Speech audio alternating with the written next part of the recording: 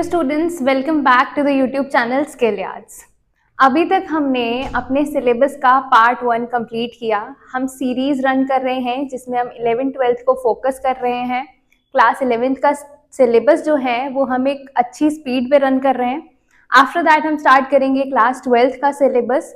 So I request you all कि ये syllabus को अच्छे से गो थ्रू करें। जो भी आपके डाउट्स हैं वो कमेंट सेक्शन में राइट डाउन करें, जिससे कि हम आपके डाउट्स को सॉल्व कर सकें और फर्दर आगे अपने सिलेबस में आगे बढ़े।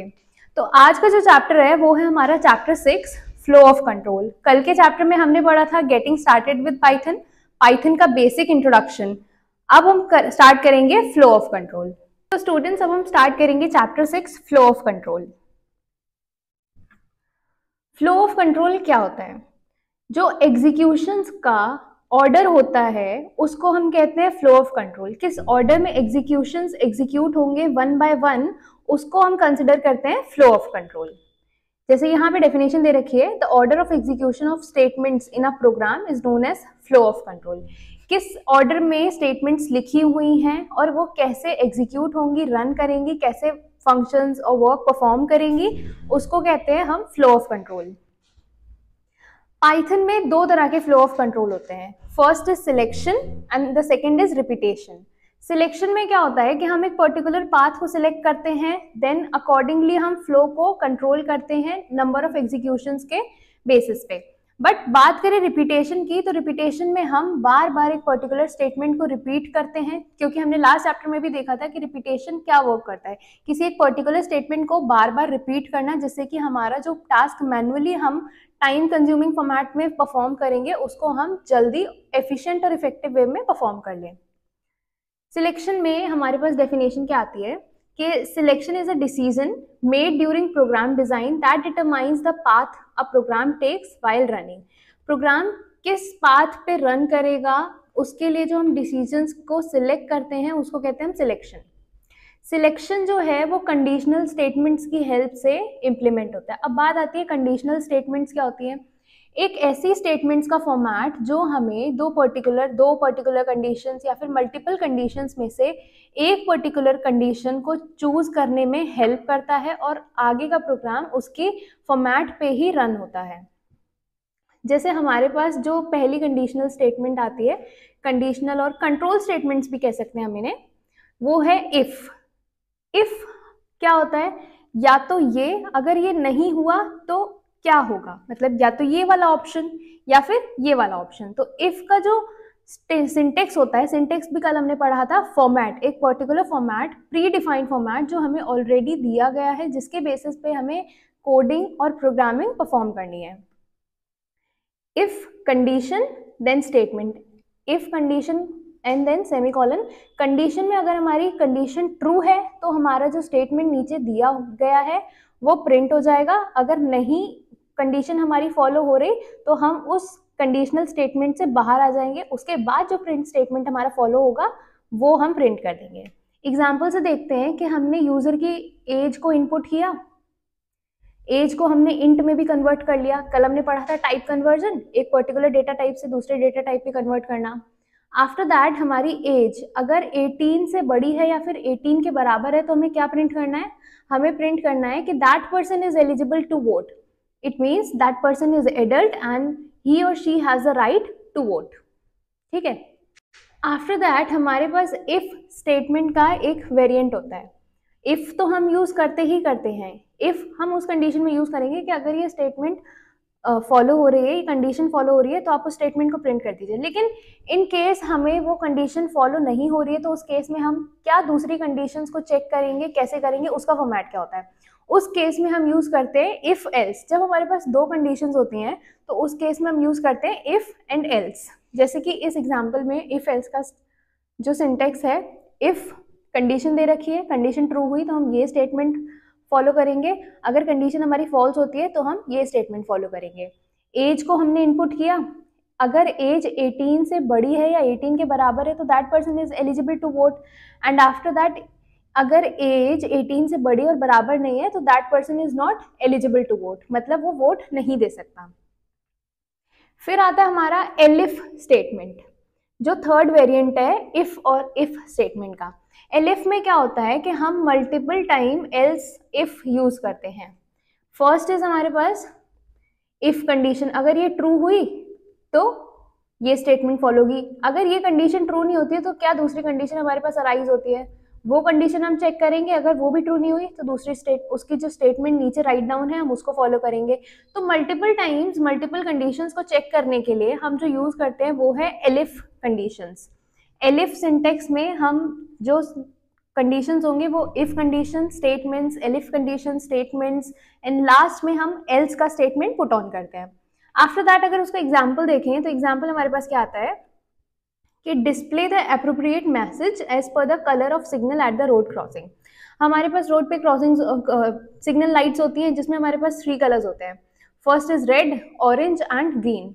अगर हमारा सिग्नल रेड है, इफ सिग्नल इज रेड, आपको पता है कि पाइथन केस सेंसिटिव है, तो स्मॉल लेटर्स में रेड और कैपिटल लेटर्स में रेड दोनों का डिफरेंट मीनिंग होगा, तो हम यहाँ पे दोनों को कंसिडर करें क्योंकि वी नेवर नो कि यूजर जो है वो कैपिटल लेटर्स में उसको राइट डाउन करता है या स्मॉल लेटर्स में उसको राइट डाउन करता है। इफ सिग्नल रेड है और कंडीशन हमने यहाँ पे इसलिए दी है, या तो ये वाला रेड पॉसिबल होगा या फिर कैपिटल लेटर्स वाला रेड पॉसिबल होगा। सिग्नल रेड है तो हम स्टॉप प्रिंट करेंगे, अगर सिग्नल रेड नहीं है तो क्या सिग्नल ऑरेंज है या फिर ग्रीन है, हमें ये चेक करना है। तो यहाँ पे हमारे पास एक कंडीशन के बाद फिर से 2 कंडीशंस आ गई, तो इन दोनों कंडीशंस को चेक करने के लिए हमने यहाँ पे क्या यूज किया, एलिफ स्टेटमेंट। एलिफ स्टेटमेंट में हमने ऑरेंज पुट ऑन किया, इफ ऑरेंज है signal then we will print be slow. After that अगर सिग्नल ग्रीन है तो हम प्रिंट करेंगे गो। अगर इन तीनों में से कुछ भी नहीं है तो उस केस में हम एल्स पुट करेंगे एंड उसमें हम कुछ भी स्टेटमेंट्स डाल सकते हैं, like signal is not showing on the road, कुछ भी। एल्स में हम वो कंडीशन डालते हैं जो तीनों में से फॉलो नहीं हो रही है। After this number of elif is dependent on the number of conditions to be check. कितने एलिफ स्टेटमेंट्स आएंगे ये इस चीज पे डिपेंड करता है कि कितनी कंडीशंस हैं जो चेक्ड होंगी। अगर पहली कंडीशन फॉल्स है तो हम नेक्स्ट कंडीशन पे मूव कर जाएंगे और तब तक मूव ऑन करेंगे जब तक वो कंडीशन हमें ट्रू नहीं मिल जाती है। जब भी हमें कंडीशन ट्रू मिल जाएगी हम उस एलिफ स्टेटमेंट से बाहर आके मेन प्रोग्राम में आ जाएंगे, जो हमारा इफ एल्स वाला सिंटेक्स था उस पूरे सिंटेक्स से हम बाहर आ जाएंगे मेन प्रोग्राम में। ठीक है, अब बात आती है हमारे पास इंडेंटेशन। इंडेंटेशन क्या होता है? इंडेंटेशन एक ऐसी प्रॉपर्टी है या फिर आपको इसको आप फंडामेंटल एस्पेक्ट कह सकते हैं जो हमें ये बताता है कि सिंटेक्स में आपको किस जगह पे स्पेसेस प्रोवाइड करने हैं, कितने स्पेसेस प्रोवाइड करने हैं, जिससे कि आपका प्रोग्राम जो है वो ईजियर टू यूज हो, ईजी टू हैंडल हो और एफिशिएंट वे में प्रोग्रामिंग और टास्क परफॉर्म करें। इसका एक और चीज है इंडेंटेशन में जो है कि सेम लेवल पे जो इंडेंटेशन होते हैं वो हमें ये डिफाइन करते हैं कि वो सेम ब्लॉक में है।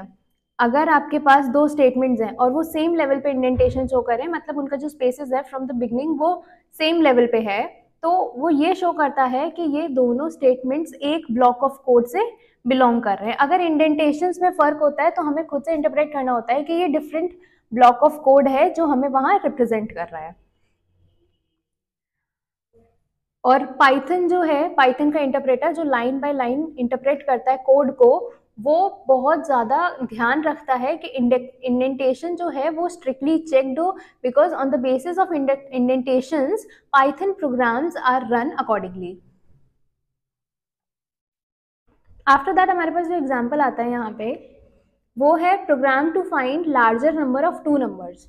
हमें 2 नंबर्स का लार्जर नंबर फाइंड करना है, तो उसके लिए सबसे पहले हमारे पास नंबर 1 होगा, नंबर 2 होगा। यहाँ पे नंबर 1 और नंबर 2 गिवन है। अगर हम चाहते तो हम यूजर से इनपुट भी ले सकते थे, वो भी आपको पता है कि अगर आप यूजर से इनपुट लोगे तो कैसे लोगे। नंबर्स को सबसे पहले तो पाइथन उसको बाय डिफॉल्ट स्ट्रिंग में कंसिडर करता है, तो आप इंट लगाओगे, इंट के बाद इनपुट, देन आपका प्रॉम्प्ट आएगा, प्रॉम्प्ट में आप enter your number put on करोगे। उसके बाद जो सेकेंड नंबर के लिए भी आप सेम चीज़ करोगे। देन आपको चेक करना है कि कौन सा नंबर बड़ा है, तो यहाँ पे एक कंडीशन आ गई कि आपको चेक करना है, आपको पर्टिकुलर कंडीशन को चेक करना है, तो आप क्या यूज़ करोगे, आप इफ एल्स स्टेटमेंट यूज़ करोगे। इफ एल्स स्टेटमेंट से क्या मतलब है यहाँ पे कि if number 1 is greater than 2, तो क्या प्रिंट करना है आपको, print first number is larger and print bye. यहाँ पे जो इंडेंटेशन दे रखा है वो यहाँ प्रिंट अंदर क्यों दे रखा है, क्योंकि ये डिफरेंट ब्लॉक ऑफ कोड है। अगर हम प्रिंट को आगे ही लिख देते तो इफ से पहले जो हमारा कोड का ब्लॉक चल रहा था हम उसे उसके अंदर कंसिडर करते। सेकंड में अगर हमारा ये नहीं है, मींस 5 6 से बड़ा नहीं है, तो हम क्या प्रिंट करेंगे, second number is larger, print bye bye. ठीक है, इंडेंटेशन का मतलब आपको समझ में आ गया।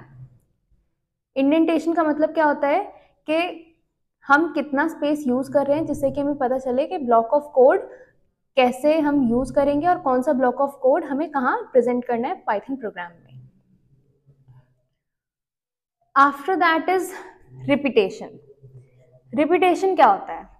रिपीटेशन एक ऐसे सेट ऑफ स्टेटमेंट्स होते हैं जिसको हम बार बार परफॉर्म करते हैं या फिर रिपीट करते हैं to execute a particular task.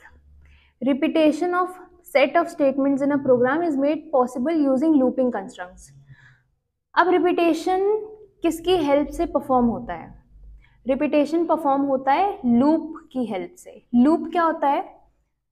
आपने कोई चीज स्टेप 1 से स्टार्ट करी, आप स्टेप 2 पे गए, 3 पे गए, देन 4 पे गए, 4 पे जाने के बाद वो फिर से आप स्टेप 1 पे चले गए, तो आपकी एक ऐसी साइकिल बन गई जिसको आप तोड़ नहीं पा रहे हो और कंटिन्यूसली उस साइकिल में रन कर रहे हो। तो उस चीज को, उस साइकिल को दैट कैन नेवर बी आप कह सकते हैं कि जो साइकिल कभी टूटे नहीं, जिस खत्म नहीं हो, एक पर्टिकुलर कंडीशन पे आके वो डिस्ट्रॉयड हो, तो उस साइकिल को हम कहते हैं लूप। सबसे पहले हमारे पास आता है फॉर लूप। फॉर लूप किस लिए यूज होता है? पर्टिकुलर रेंज ऑफ वैल्यूज, एक पर्टिकुलर रेंज की वैल्यूज और सीक्वेंस के लिए जब हम आइट्रेट करते हैं, आइट्रेट मतलब हर वैल्यू के पास हम जाके कंडीशंस चेक करते हैं, नंबर ऑफ वैल्यूज जब हमारे पास ज्यादा होती है तो उस केस में हमारा क्या यूज होता है, फॉर लूप। ठीक है, with every iteration of the loop the control variable checks whether each of the value in the range have been traversed or not। Her value के पास जाके आइट्रेशन होगा, वो चेक होगी कि वो पर्टिकुलर वैल्यू हमारी कंडीशन को सेटिस्फाई कर रही है कि नहीं कर रही। और लूप का फ्लोचार्ट हम कैसे देखेंगे कि आपने स्टार्ट किया, आपका कोई इनिशियलाइजेशन स्टेटमेंट होगा। इनिशियलाइजेशन स्टेटमेंट क्या हो गया हमारे पास कि लूप को इनिशिएट करने के लिए कोई तो कंडीशन होगी कि कोई चीज़ चेक करना या फिर किसी नंबर को चेक करना, हम 0 से स्टार्ट कर रहे हैं, 1 से स्टार्ट कर रहे हैं, 2 से स्टार्ट कर रहे हैं, तो उसका प्रॉपर एक्सप्रेशन जो हम लिखेंगे, स्टेटमेंट हम लिखेंगे, उसे कहेंगे हम इनिशियलाइजेशन स्टेटमेंट।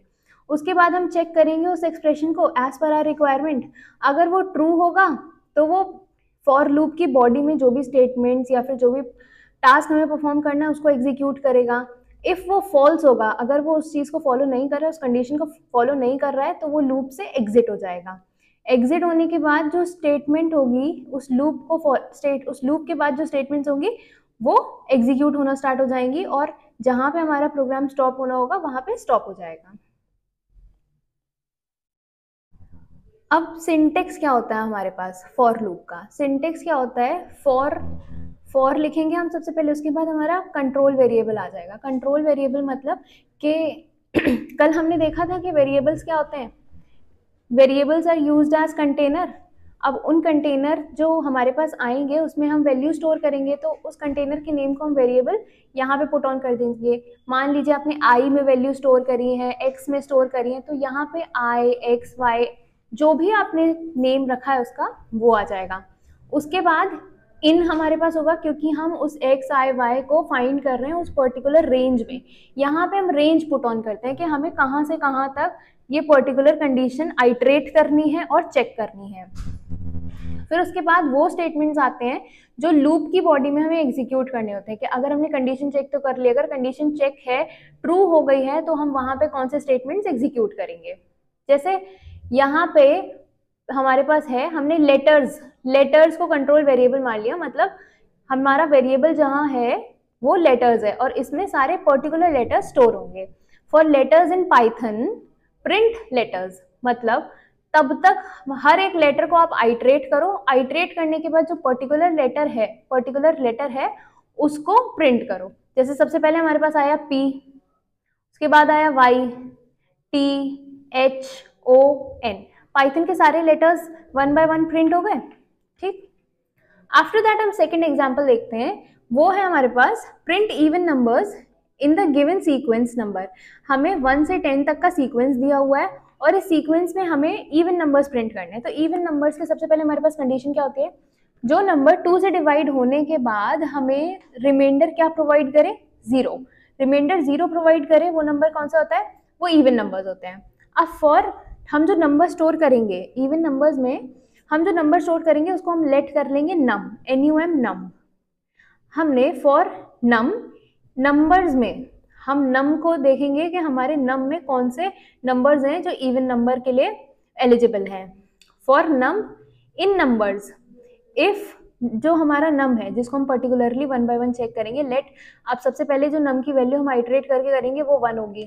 तो 1 को हमने चेक किया, क्या 1 जो जब मॉड्यूलो का साइन है यहाँ पे, अब मॉड्यूलो में आपको पता है कि जो क्वेश्चन होता है हम वो कंसिडर करते हैं और जो रिमाइंडर होता है उसको हम चेक करते हैं।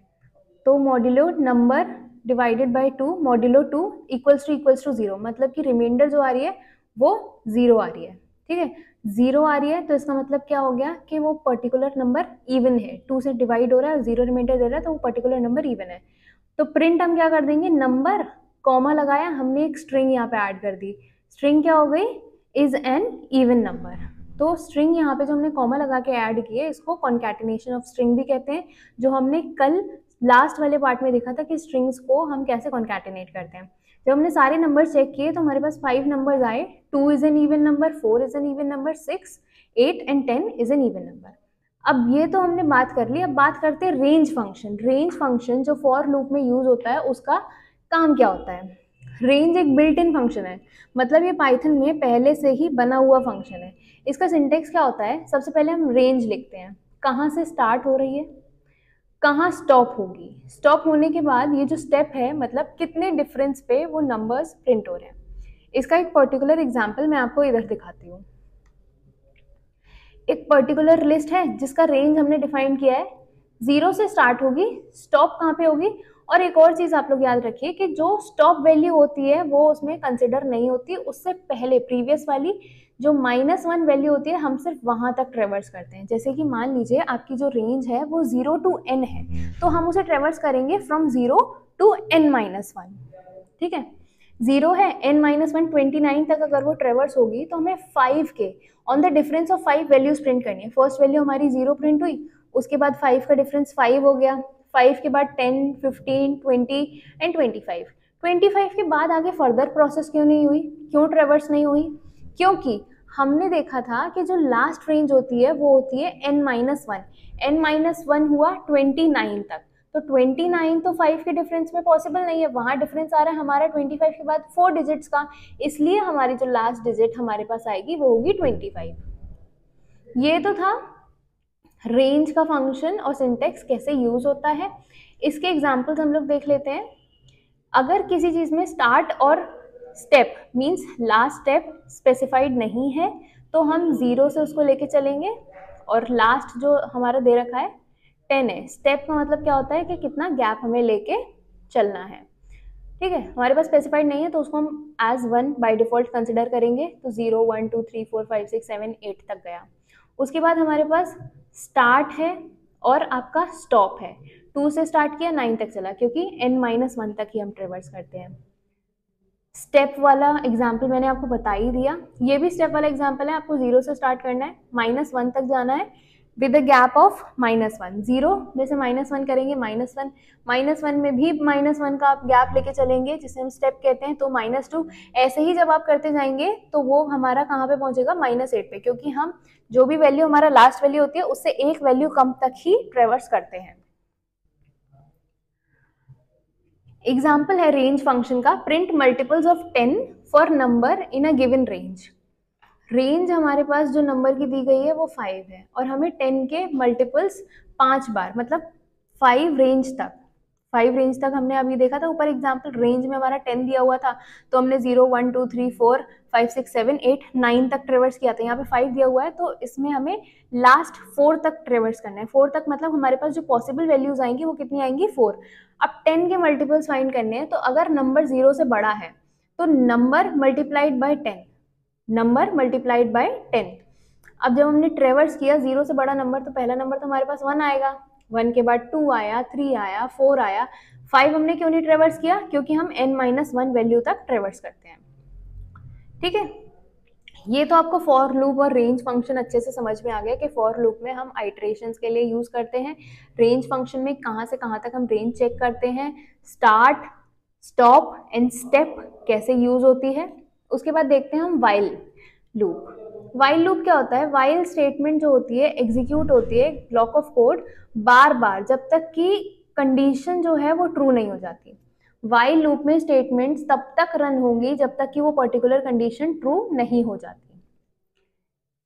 इसमें क्या होता है? स्टार्ट किया, इनिशियल स्टेटमेंट होगा कि कहाँ से आपको स्टार्ट करना है, ट्रेवर्स करना है। उसके बाद एक्सप्रेशन को टेस्ट किया, अगर वो ट्रू है तो वो वाइल लूप की बॉडी में चला जाएगा, अगर नहीं है तो स्टेटमेंट जो है वाइल लूप के बाद जो स्टेटमेंट्स हैं उनको एग्जीक्यूट कर देगा और स्टॉप कर देगा पूरे प्रोग्राम को। तो जो बेसिक फंक्शनैलिटी होती है लूप्स की वो सबकी सेम होती है, बस सिंटेक्स और यूजेज ऑफ लूप्स जो होते हैं फॉर लूप का, वाइल लूप का, वो डिफरेंट करता है और वेरी कर जाता है।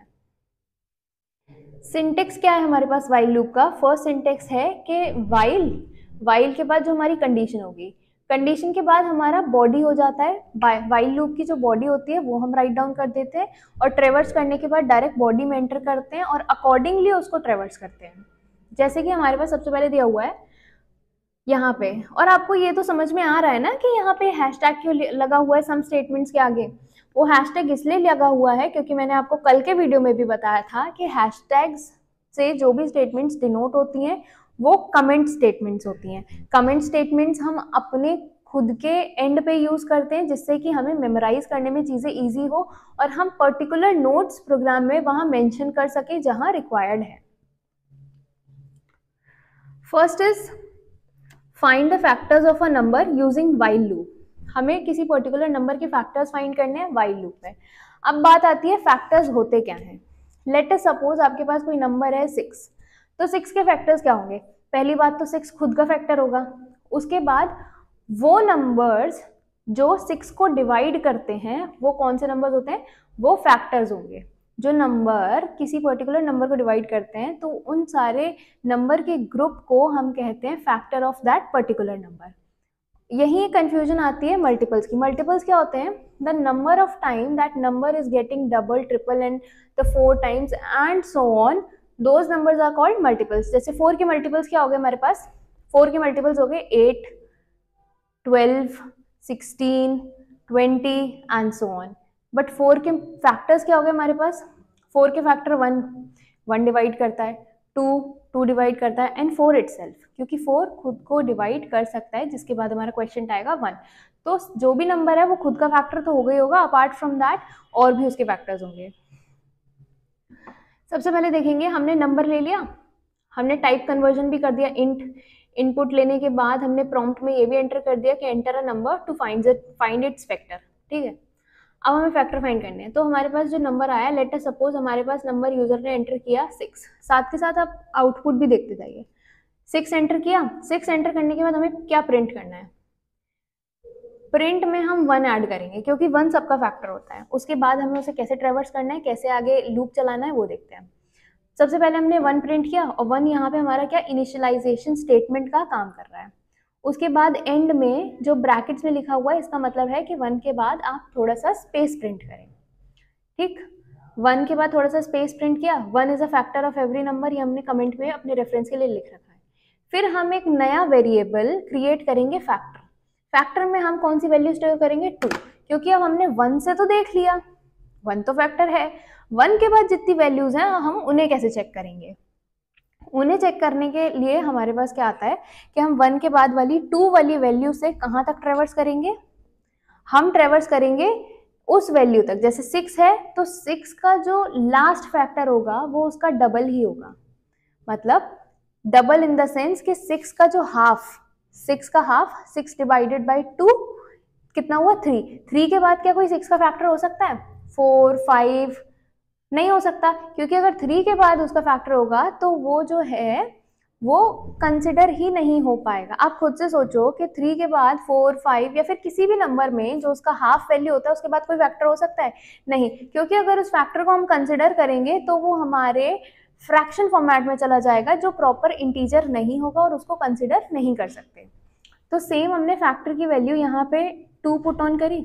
अब देखेंगे हम वाइल लूप हमने लगाया। वाइल लूप लगाने के बाद हमने देखा कि अगर हमारा फैक्टर का नंबर लेस देन या फिर इक्वल टू नंबर के हाफ बराबर है तो हम ये चेक करेंगे कि उसका फैक्टर है कि नहीं। उस केस में हम देखेंगे if number is divided by factor equals to 0, मतलब पर्टिकुलर नंबर आपने 2 से स्टार्ट किया तो यहाँ पे हमारे पास हमें 6 के फैक्टर्स निकालने थे। नंबर क्या है हमारे पास 6 डिवाइडेड बाय 2, जब 6 डिवाइड करेगा 2 से तो हमारे पास रिमाइंडर क्या आएगा 0। इट मीन्स ये करेक्ट है। तो हमें उस केस में क्या प्रिंट कर देना है, फैक्टर प्रिंट करना है। फैक्टर के साथ साथ हम स्पेस प्रिंट कर देंगे। फैक्टर हमारे पास फैक्टर की वैल्यू क्या थी 2। अब उसके बाद जब ये रन हो जाएगा, इम्प्लीमेंट हो जाएगा, उसके बाद हम फैक्टर की वैल्यू इंक्रीज कर देंगे। अब हमारे पास होगी फैक्टर की वैल्यू 3।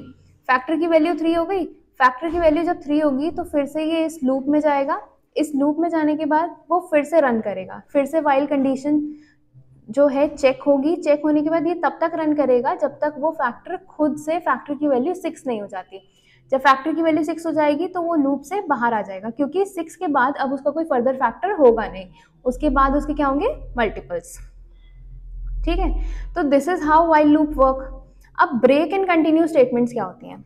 लूप में हम ब्रेक एंड कंटिन्यू स्टेटमेंट्स का यूज इसलिए करते हैं क्योंकि एक पर्टिकुलर पॉइंट में अगर हमें लूप में कहीं पे ब्रेक करना है, लूप से बाहर निकलना है और सारी कंडीशंस ट्रू हो रही हैं बट हमें कहीं बीच में से बाहर निकलना है, तो हम यूज करते हैं ब्रेक स्टेटमेंट्स। या फिर हमें किसी एक पर्टिकुलर वैल्यू को स्किप करना है और सारी वैल्यू से ट्रेवर्स करना है, तो उसके लिए हम यूज करेंगे कंटिन्यू स्टेटमेंट्स। ये एज पर द रिक्वायरमेंट्स हम यूज कर सकते हैं। First is break statement. Break statement जो है वो नॉर्मल फ्लो ऑफ एग्जीक्यूशन को टर्मिनेट कर देता है करंट लूप के एज पर द रिक्वायरमेंट, और एग्जीक्यूशन जो बाकी लूप के बाहर के स्टेटमेंट्स होते हैं उनका एग्जीक्यूशन एज इट इज चलता रहता है। जैसे इसका प्रोग्राम हम देख लेते हैं। कोई पर्टिकुलर नंबर है 0 और हमें उस नंबर को 10 रेंज तक ट्रेवर्स करना है। नंबर जो है वो इंक्रीज होता जाएगा जब हम ट्रेवर्स करेंगे। फॉर लूप में नंबर एक बार हमने ट्रेवर्स किया तो इंक्रीज हो जाएगा, लेकिन उसी लूप में, उस सेम लूप में अगर नंबर 8 के बराबर हो गया तो हमें ब्रेक करना है, मतलब लूप से बाहर आ जाना है। जब वैल्यू हमारी 8 के बराबर होगी तो हम लूप से बाहर आ जाएंगे और हमें क्या प्रिंट करना है, नंबर की वैल्यू इज स्ट्रिंग हमने यहाँ पे नंबर को इसलिए कंसिडर किया है क्योंकि वो स्ट्रिंग के साथ ही कॉन्कैटिनेट हो जाए। टाइप कन्वर्जन करने के लिए हमने यहाँ पे str यूज किया है। स्ट्रिंग नंबर की जो हमारी वैल्यू होगी, जैसे सपोज कि 0 था, अब फॉर रेंज फंक्शन में, फॉर लूप में हमने जो है यहाँ पे ट्रेवर्स करना शुरू किया। अब नंबर हमारा जब 0 ट्रेवर्स किया तो नंबर को सबसे पहले हमने +1 कर दिया, हमारे नंबर की वैल्यू 1 हो गई। तो यहाँ पे चेक करी, वैल्यू 1 है, कोई दिक्कत नहीं है। फिर उसके बाद हम लूप से बाहर निकल आए, हम फॉर लूप से बाहर निकल आए। फॉर लूप से बाहर निकलने के बाद फिर हमने दोबारा से चेक करी तो हमारी नंबर की वैल्यू 1 थी, फिर से वो 2 हो गई, मतलब वो इंक्रीज हुई। जब तक हम उसे इंक्रीज नहीं करेंगे लूप से बाहर निकलने के बाद, तब तक तो वो सेम कंडीशन चेक करता रहेगा और वो एक ऐसे इनफाइनाइट लूप में चला जाएगा जहाँ पे एक ही कंडीशन बार बार चेक हो रही है और एक ही स्टेटमेंट्स बार बार शो हो रहे हैं और रिपीट हो रहे हैं। ठीक है, तो ऐसे ही जब नंबर 8 पे पहुंचा तो लूप से ब्रेक हो गई स्टेटमेंट। ब्रेक होने का मतलब हम लूप से बाहर निकल आए और जो उसकी लास्ट स्टेटमेंट थी, print encountered break out of loop, हमने वो प्रिंट कर दी। ठीक है, कंटिन्यू स्टेटमेंट्स में क्या होता है, कंटिन्यू स्टेटमेंट्स में हम क्या करते हैं, कंटिन्यू स्टेटमेंट्स में हम एक पर्टिकुलर वैल्यू स्किप करने के लिए यूज करते हैं। लाइक इसमें दिया हुआ है, स्टार्ट किया, लूप की कंडीशन अगर ट्रू है तो लूप की जो स्टेटमेंट्स है वो कर दो। अगर ब्रेक स्टेटमेंट एनकाउंटर्ड हो रही है तो फॉल्स हो गया हमारे पास। फॉल्स मतलब और लूप के स्टेटमेंट्स को हम चेक करेंगे। तो ये तो बॉडी ऑफ लूप है। अगर कोई लूप कंडीशन है ही नहीं तो जो लूप के बाद स्टेटमेंट्स हैं उनको एग्जीक्यूट करेंगे। इसका एग्जांपल देखते हैं, आपको एग्जांपल्स अच्छे से समझ में आएगा। एग्जाम्पल हमारे पास क्या है, हमें 0 से 6 तक वैल्यूज प्रिंट करनी है जिसमें हम चाहते हैं कि हम एक पर्टिकुलर वैल्यू 3 प्रिंट ना करें, उसको स्किप कर दें। तो नंबर हमने 0 से स्टार्ट किया, 0 से स्टार्ट करने के बाद हम जो रेंज लेंगे फॉर लूप में वो हमारा कितना होगा 6, क्योंकि हमें 0 से 6 तक वैल्यू प्रिंट करनी है। फिर हम देखेंगे यहाँ पे जो हमारा नंबर है हम उसको +1 करेंगे। +1 करने के बाद अगर नंबर इक्वल्स टू 3 है तो उसको कंटिन्यू कर देना, मतलब जब +1 करने के बाद हमने 1 ट्रेवर्स किया 1 प्रिंट हो गया, 2 ट्रेवर्स किया 2 प्रिंट हो गया, 3 ट्रेवर्स किया 3 ट्रेवर्स किया, तो हमें पता चला कि ये तो 3 वैल्यू है, ये तो हमें प्रिंट करनी नहीं है, तो उसमें हम कंटिन्यू स्टेटमेंट लगा देंगे। 3 स्किप हो जाएगा और 3 के बाद जो हमारी 4 वैल्यू होगी वो प्रिंट हो जाएगी, 5 वैल्यू जो होगी वो प्रिंट हो जाएगी। ठीक है,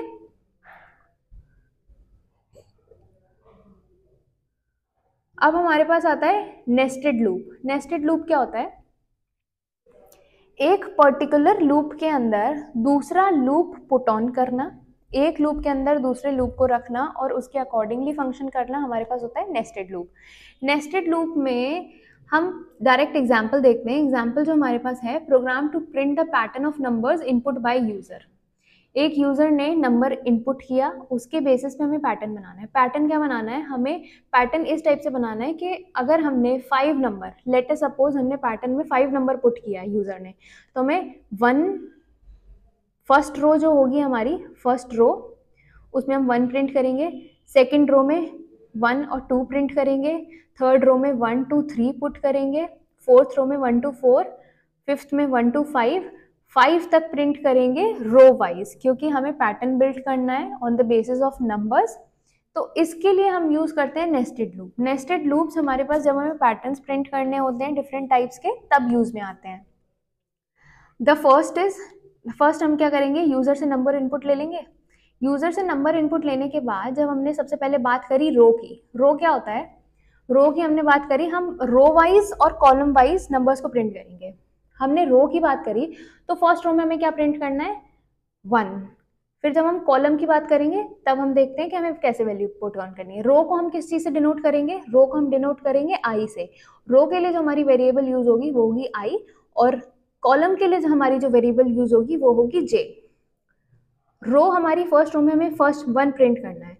फॉर आई इन रेंज, रो की बात हो रही है। रेंज क्या होगी रो की?